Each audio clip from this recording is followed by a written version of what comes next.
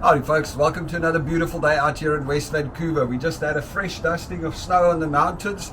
I went and did the 5K park run again this morning in pouring icy rain. I almost died. It was a tough one this morning. I had to sit on the couch for about 2 hours afterwards just to get the energy to get up again. But feeling a lot better. Okay, so in today's video I want to talk about how lucky we really were to get our PR, because I've been looking at some of the numbers and I've been watching a couple of videos of people breaking down the numbers of people that want to come into Canada. And I mean, it's actually phenomenal how many people are out there, and that there's actually, if you look at the math, your chances of getting into Canada is really, really small.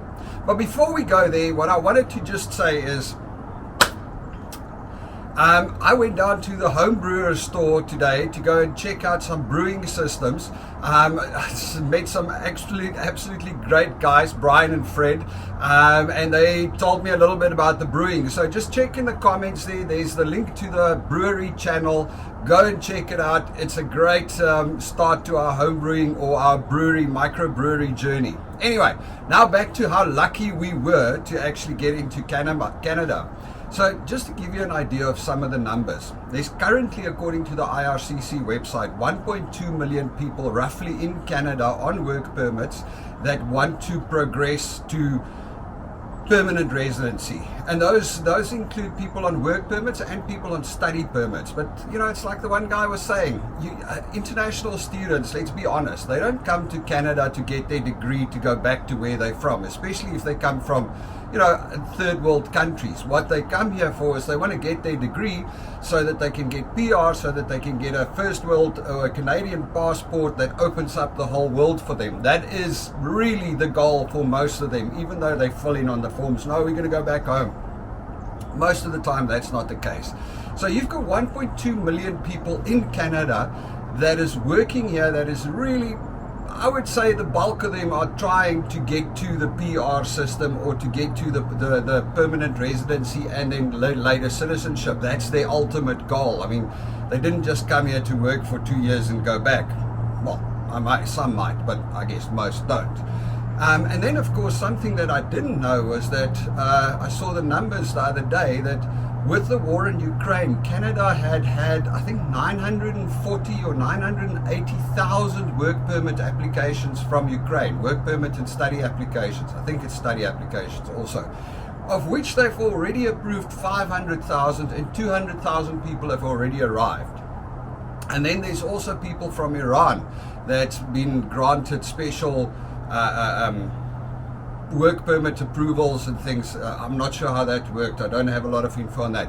But anyway, so apart from everybody already here, there's also a giant influx of people from Ukraine specifically coming here. And I mean, they're also not just coming here to come and work here for a while. They want to settle. That's the point. And what the Canadian government's doing is they're looking at ways to promote the TR, so temporary resident to permanent resident situation. You know, people that are already here, get them converted to permanent residents. So that sounds absolutely brilliant. But if you look at it and you think that we have what, 1.2 million plus maybe another 500,000, maybe another 800,000, you have around 2 million people in the country already that wants to become permanent residents. And then you go look at the quotas. I mean, Canada only issues about 500,000, well, 485,000 this year, 500,000 next year is the quota of permanent residencies that they are going to offer. But that's not all. The 500,000 positions that they are offering is broken up in between a whole lot of different things. So PNP, like what we came in on, what we got our PR on through Belinda, provincial nominee program, I think they've got 105,000 that they are issuing this year on the PNP. On the Express Entry, they're only offering about 85,000. So that's roughly, what's it, not even 200,000 positions. And there's like literally 2 million people vying for it, which is a big number. So what this guy was saying is your odds of actually getting into Canada, if you just average or sneaking into Canada, is really, really low.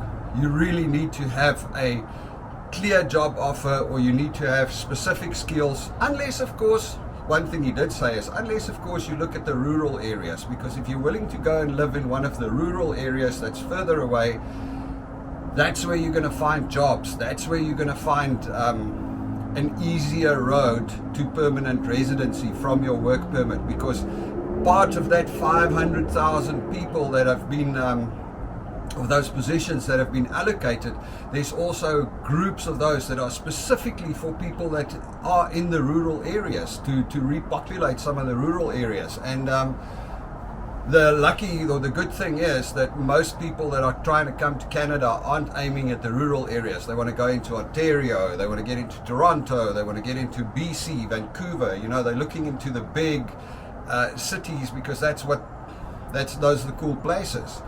So anyway, long story short, I think, you know, we were a little bit frustrated by the process. It took long, it was a pain, all of that, but we were lucky, and so were all of you that have come in and that have gotten your PRs. Well done on that, because if you really look at the numbers, it was touch and go there for a while.